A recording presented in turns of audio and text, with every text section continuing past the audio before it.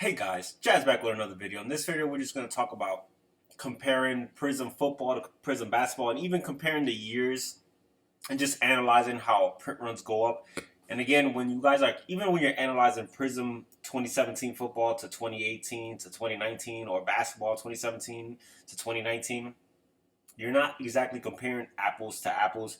A lot of times, apples to oranges, even within the same brand in different years. And I'm gonna go into some of those years and like some of the things, the changes that they made, because especially in football, there's a lot of weird stuff that happened that really affects the print runs. So you're gonna see that even though the 2017 Panini Prizm football, you see there's only 17,000 cards graded, and then you flip over to next year, the card the there's actually more grade the following year. The print run on silvers, which is basically what I'm going to base most of this on, is basically just the silvers, because that's like the most sought after, basically most, sold card of the player. But obviously the base is more, but I'm talking about like the higher end cards. That's like what people chase. And just basically show you that just because there's lower print runs doesn't mean that card is less rare because of something that he did. And just go into how rare actually football Prizm silvers are actually super, super rare when you compare them to basketball. And just stuff like that you can use to, especially if you're a long-term investor. Print runs don't matter as much in the short-term flip, really. They're not as, they actually can hurt a card's growth. If a card is super, super rare, the fact that it's not as transactional, that a lot of, eBay sales aren't tracked, it kind of stunts the growth of a card, because let's say like a base Prizm and it's sold. All right, let's say the player just came out, whatever, it sold for $100. Next time there's one up, somebody will see the recent sales, be like, oh, somebody just bought one yesterday for 100. I'll pay 110. Next day, I'll pay 150. And like these things are selling multiple times a day, and people see the track and they see the trend, and people are like, okay, I'm willing to pay this for it because somebody paid that. When people see somebody pay something for a card, they feel more comfortable paying a little bit more for that card. Now, when a card is rare and there's not a lot of them, and one sells and then there's nothing sell for like a couple of weeks, people be like, well, why isn't this card selling as much? Is it because he's not hyped, people don't want his card? It's probably because there's hardly none on eBay. Like, they're super rare, and then they're scared to actually put a price. They don't know what the true value of the card is because it's not that transactional. So people don't see a lot of sales of it. There's not a lot of sales data, and they get kind of scared, don't really know what the price should be. So sometimes that can hurt a card. But if a player is super in high demand, it probably won't affect it as much. But you can see some super overpays in that way, that somebody will super overpay for a card, then the next day sells for half. So that happens, and it's kind of scary, and it scares people off from actually paying what they want to pay for the card, because they don't know what the true value of the card is, because it's not as transactional. So that's one thing that could hurt it. Also, high print runs, when it can become a big factor is when there's a sell-off. So let's say there's 15,000 Luka Doncic PSA 10. Just for you're gonna get to that later, but there are. So let's say he gets hurt, and let's say about 1,000 people want to sell those cards the day they found out that he hurt himself. They're trying to just get out of the card. They probably already got good profits, and they're trying to get out. 1,000 cards hitting eBay for sale at the same time. People are gonna start undercutting each other like crazy, and the price is gonna tank. Stuff like that, print runs do matter when there's an injury or a big mass sell-off. Similar thing happened to LeBron, his PSA 10 first year Lakers last year. Everybody was buying it. It's hype. People were buying it like, oh, he's going to win a championship, and people is going to be in high demand once he wins a ring. Everybody's going to want this card. And what happened is when they won the championship, the card just kept going down, down, down, and it hasn't really stopped. It kind of plateaued, but the card really cratered in price because there were more people hyped up and anticipating, thinking of the future of them winning a championship than there were actually people who wanted that card. So the hype that was driving it up was people getting hyped up, oh, he's going to win a ring, the card's going to go up in price. So everybody who's buying the card up and hyping it up and getting the hype up, and that's one thing you guys got to know, the hype between actually what somebody's done on the court or on the field.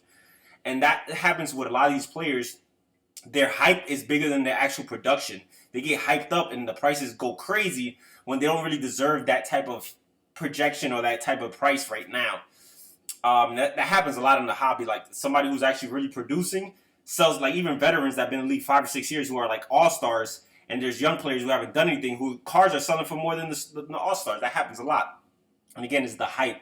But obviously, some of that is what you projecting out to be, what you think in the future, and that's one thing you got to factor in, that the price is already baked in some types of, like Luka has a lot of baked in expectations. So even when he hits them, when he wins an MVP, when he does this, that is already expected with his price. But he hasn't done that yet. So his card prices are hyped. They're not actually based off merit of his play. And that's one thing you gotta. Those kind of guys are scary. A lot of people be like, Luka's the best long term play out there. I don't think so. Not at his prices. So much baked in hype in his prices. I don't think he's the best player. And we'll get to that at the end of the video, who I think is a way better candidate for long term investing. So we're just gonna get right into the actual video now after my big dialogue there of me just yapping. But this is 2017 Prizm.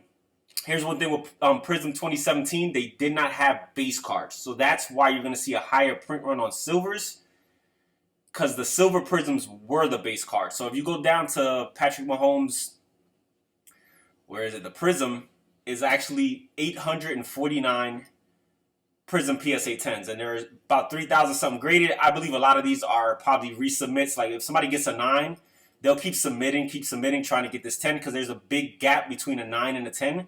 So a lot of people who get 9s with it and think the card can potentially get a 10 will just keep resubmitting. I don't know if there's that many cards in actual PSA cases. I just think a lot of these are probably resubmits, especially with a Patrick Mahomes, whose PSA 10 is going for like almost 10K. People are trying to get that 10, so they'll just keep resubmitting the card. And that's why you see some big print. You see a lot of 9s. It's probably got people just keep sending them in, trying to get that 10. So as you guys can see, that when you'll see the rest of the football, that's actually a big number for football, 850. So his is actually big for football. It's not big for basketball, but it is big for football. So you want to keep that in mind, because again, 16,000 cards, well, 17,000 basically graded from that class of Prizm. And now we're going to jump over to the following year, where there's 22. So you see the print runs are getting a little bit higher. There's more graded cards graded than that one. And then obviously with Patrick Mahomes being so big, anything Patrick Mahomes is pretty much gets sent, but pretty much anything Prizm from any football player. So as you guys can see, it wasn't a huge jump from 2017 to 2018. Like the Prizm in football, they're not the printing is not going up massively like you're gonna see in basketball. So they are printing more. But again, this year specifically, the silvers are super, super, super rare. Why is that? They changed the format. Now you actually have a base card that's not a Prizm. So the silvers are a rare separate card. They're not the base card. Number 2 is, I believe in 2018 football, retail did not have silvers. So the only way you would have to is some type of hobby format in order to get silver. So as you can see, Lamar Jackson is probably the most hyped up. But again, I checked all the 2018 quarterbacks. Lamar Jackson had the most PSA 10 silvers. And look how many he has. He has 24 PS. Now, for some people, when they see that number, that is crazy. I'll repeat that: 24 PSA 10 silvers. When I looked at this, I was, especially when you look at the basketball numbers, you're like, what the hell? Like, these numbers are crazy, especially when you look at 2018 basketball and Luka, how many Luka has compared to this guy. I mean, Lamar Jackson is low, and if you go Baker was more hyped up coming out, so you would think, oh, he has more. Baker has like 13 PSA 10 silvers. I think Josh Allen has like 23 or 22. Like Lamar's is super low, and he has the highest pop count out of all the guys. So his silver Prizm, there's only 24 of those. So you get what I'm saying is, like, every silver Prizm isn't made the same because of stuff like this. Like 2017, the base cards were actually silver Prizms. So the pop counts are higher. So even though the print run was less overall in these cards, the fact that they didn't have base cards, the Prizms are high, 800 compared to 24 for Lamar Jackson. That's a huge difference. That's 40 times less of a print of a pop count right now currently. Now this can go up a little bit, but as you guys can see, a lot of not were submitted. So in a lot of these keep getting resubmitted, in my opinion, because I think he has a defect on some of his cards. Like he has a low rate. You see this only 500 out of 3,500. There's something wrong with his card specifically. I think they said Lamar Jackson, that is very hard. There's a defect on all his cards, and they're hard to gem. So even with his regular base, you can see his base is super rare. There's only 500 of his base because there's something with his card specifically. But even the other guys in 2018, they're not that high, the pop counts. But Lamar Jackson has the worst gem rate, though, out of all the guys. So there is something with his card, and that's something that you can play into, that there's not a lot of PSA 10s of his, even at the base level, because of an error that his cards have. So they become a little bit more valuable than they actually are, because they're more rare. So then we go over 2018, and you can see the jump takes a bigger jump than before, almost 10K. And again, with PSAs bogged down, a lot of these cards are still sitting at PSA that haven't yet been graded. So expect this to like more than double this this probably gets closer to like 50,000 or even more graded football cards from 2019. So the pop count did at least double, in my opinion, for football. I think the pop count probably more than doubled in football from 2018 to 2019. Now you see the bases of Kyler Murray. There's already 3 times more base Kyler Murray's PSA 10s.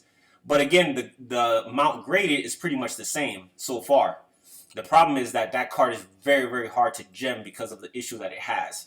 So the pop count is higher, but right now there's about as much submitted. So I would think the pop count is something like double from 2018 to 2018. And again, these are things you want to consider when you're investing, especially high dollar amounts on these premium rookies. Things like this can mean the difference. You make a lot of money if you know which ones are rare and stuff like that, who to invest in. If you see it's similar prices and another card is 40 times more rare, like things like that is stuff that can change, game-changing type of data that can change your mind. It's already 119 PSA 10, but as you can see, 300 have been submitted, and 119 really, is the pop count. So that's a really low gem rate, and that's still a low pop comparably speaking. Obviously, there's still a lot of PSA. This pop count can go up to like 200, 300 maybe. But again, that is still minute compared to what you're going to see in the future when we start looking at basketball. So I was surprised, and there's another. I also actually did this for select football and basketball as well. And in football, something surprising that they messed up the football select this year, particularly the field levels. And I'll probably do a separate video with the select because there's something weird in this select. Basketball is super, super rare, especially courtside. And in football, the field level isn't as rare. And I could go over that in that separate video. But as you can see, the pop counts on these are extremely still low. I'm talking about 119 PSA 10 silvers. Now let's go over to basketball. And again, I don't think they had these same things. See, basketball this year, 2017, they did have a base. Unlike football from 2018, as we saw with it, they didn't have a base card. And I'm going after the biggest player from that class, the guy who has the highest pop count. So just to compare, obviously, and you guys can see, 54,000 have been graded. And if you see 2017 in football, it was 16,000. That's over 3 times more cards at PSA graded. I think that's pretty accurate. Probably 3 times as much printed in basketball. But they did have base cards, and the silvers were not base cards. So Jason Tatum's pop count for his silvers is 659, which if you go to Patrick Mahomes, that is actually less than Patrick Mahomes, even though the print run was a lot higher. But again, the reason why there's more printed, and this is the only year you'll see that, is 2017, that football had more silvers than basketball because the silvers were the base cards. So that's the only time you'll see that. But the base cards, there are 4,000 of those PSA 10s for Jason Tatum. And again, they didn't have as many issues with these. Like it's pretty like 60-something% gem rate, which is pretty good for the silvers.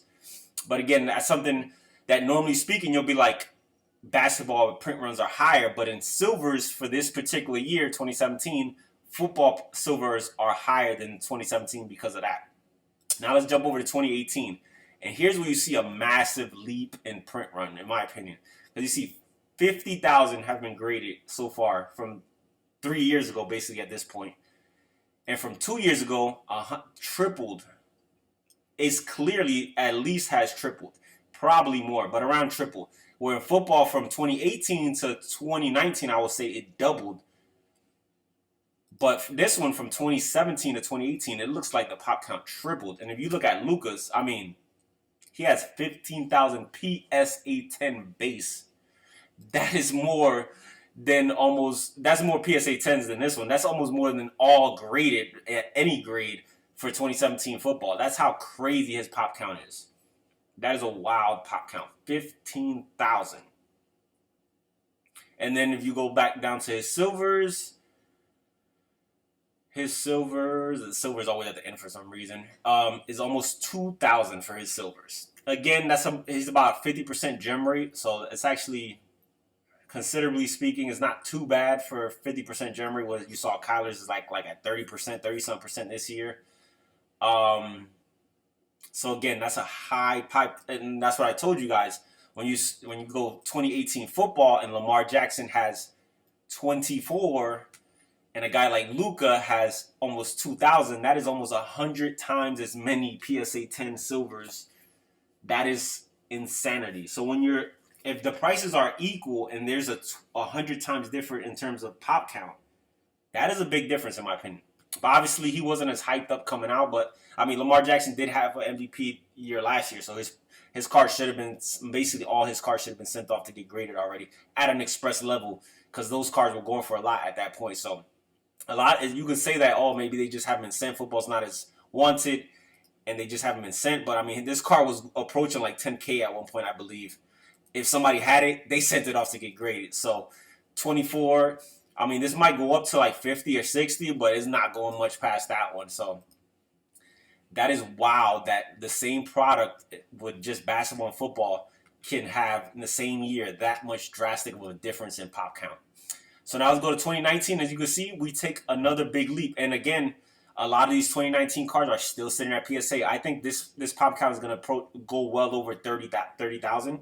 So again, about this time, instead of tripling, it doubled. But still, when you're doubling at that number, the pop count is huge. When you're doubling, 150,000 and you're jumping to 300,000, that's a huge pop count.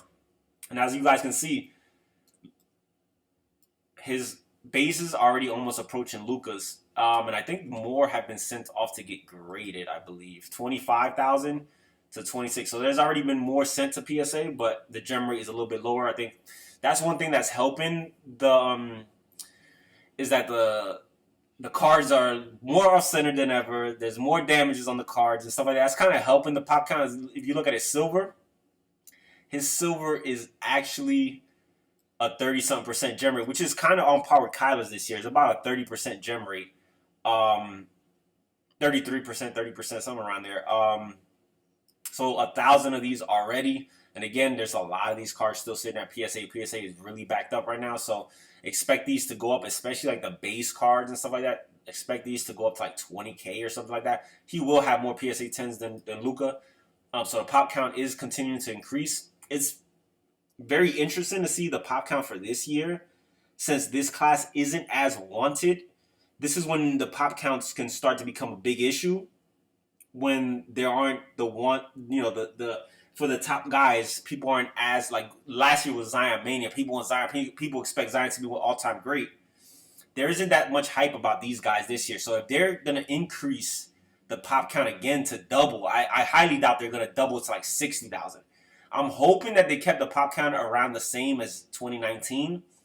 In my opinion, they should have probably dipped it down a little bit, but at least not increased it by that much. I'm hoping they didn't double the pop count again.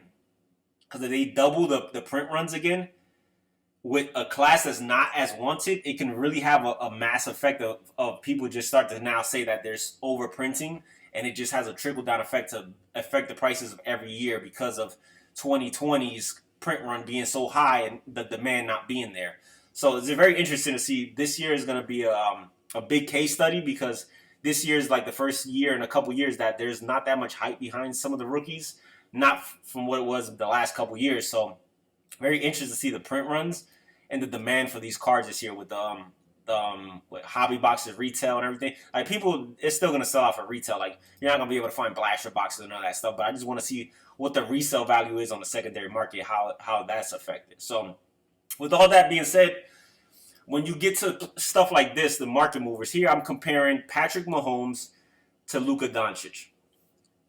Right now, Luka's PSA 10 silver goes for more than Patrick Mahomes. The last sale of Luka is around $9,000, and the last sale of Patrick Mahomes is $8,000.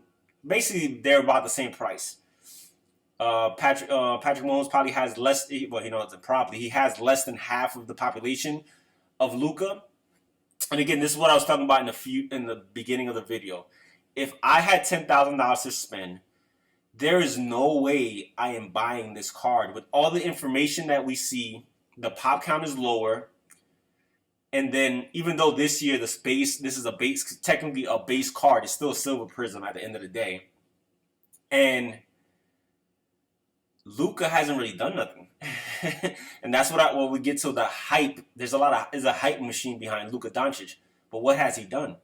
His first year as a thing was pretty good for a rookie. He averaged around 20 points. He played really well. Second year was MVP candidate. Okay, great. And then this year, he's actually not playing well. He's shooting terribly from three-point. I think he's shooting like 16% from three. He hasn't shown improvement. And if his shot is not improving, I find it really hard for his whole game to improve because people are going to start playing him, especially now when they see that his shot is not that good. His three-point shot is not improving. People are going to start to play him differently, and he's going to have some struggles. I'm talking some Giannis Antetokounmpo struggles, all right, in the playoffs. And again, his team is not playing well, and I don't see the team playing well any time in the future. And again, his price, there's already baked in MVPs, and his team has to be playing well for him to get these MVPs. There's already baked in MVP winnings, and probably a championship is already baked into his price. You guys gotta understand what baked in is that people who buy this card are assuming that he's gonna be a multi MVP winner and assuming that he's gonna win championships. That's already an assumption. That's already built into the price as is going in. While Patrick Mahomes, whose price is actually a little bit less than Luka Doncic, his first year as a starter, he did win MVP. His second year in the league, he got hurt a couple games, so he didn't win MVP, but he was still a candidate, and he won the championship his second year. This year is his third year, just like Luka's his third year as a starter. This is his third year as a starter. He's probably going to finish second MVP. Maybe he could win the MVP, but I think he'll finish second. And his team is the best team in the league. They're 15-1, but they're 14-1 at the moment. They're the best team in the league right now. He might win another championship. And his first year as a starter, he should have won a championship too. If Justin Houston, I think it was Houston that went offside. Somebody went offsides. It wasn't Houston. It was somebody else. If he didn't go outside, they would have beat the Patriots and went to the Super Bowl. And he might go to the Super Bowl again this year. That could have been 3 straight years of him going to the Super Bowl. If, ands, and buts, whatever. But as you can see, he's actually doing stuff on the field. There's not hype. It's actually production that's driving his price up. Not hype of, he's going to be the best player in the league in the future. This guy is the best player in the field in the league. By far. You're hoping that he becomes the best. That's what's driving up his price. The hope, this guy can do this. He will do this. He's going to be an MVP, a multi-MVP. He's going to be a champion. That's what this guy is already. How is his price higher than his price? And especially when you consider the pop count is lower. Now, granted, I understand basketball is globally a little bit more, and the stars in basketball are a little bit more hyped. But I cannot justify paying more for a Luka Doncic silver than a Patrick Mahomes silver. With all that being said, he's already the best player in basketball. He's already won a championship. He's already won an MVP. He might win another championship this year. Might win another MVP this year. Luka's actually playing bad, and his prices are still higher than his. He's not playing terrible, but he's not playing up to. He's actually playing worse than last year. He's not looking too good right now. And then you could look at this just to see how crazy the market has gotten in the last year. This completely tells you how crazy the market is. Patrick Mahomes won a Super Bowl, and he was selling for around $600 for a silver. Like his silvers, look at his silver prices. $700 dropped down as low as $500. Look right here. December 9th, there was one sold for $500. And this is like just a little bit over a year ago. This is a guy who already had one MVP. His team was already one of the best teams in the league. Was going to win the Super Bowl this year. People didn't know that, but it's crazy to see how cheap this is compared to now. We're paying like Darius Garland's silver PSA 10s, who's done nothing in this league, are going for over $500. And the fact that a year ago you could have got a Patrick Mahomes silver PSA 10 for $500 is wild to me. It's like, whoa. I do want to get a Patrick Mahomes. I'll probably get like a 9. I don't think I'll get a 10. Not anytime soon. I got other things that I really want to buy to get into some long-term investment. But again, when I'm thinking long-term investment, lower pop count, guy has done more, and that's the one thing you guys got to focus on. The hype around some of these players is more than the actual production of what they have done. A lot of time, there's a lot of baked-in expectations to their prices. That's why when you see people do accomplish things in there, like Ja Morant last year, there was already a baked-in assumption to his prices that he was going to win Rookie of the Year. when it was announced that he won Rookie of the Year, the prices went down because there were so many more people anticipating him winning that he already won it, and they were buying him because of that, and to sell him when the announcement happened. Then there were people trying to buy him after the announcement.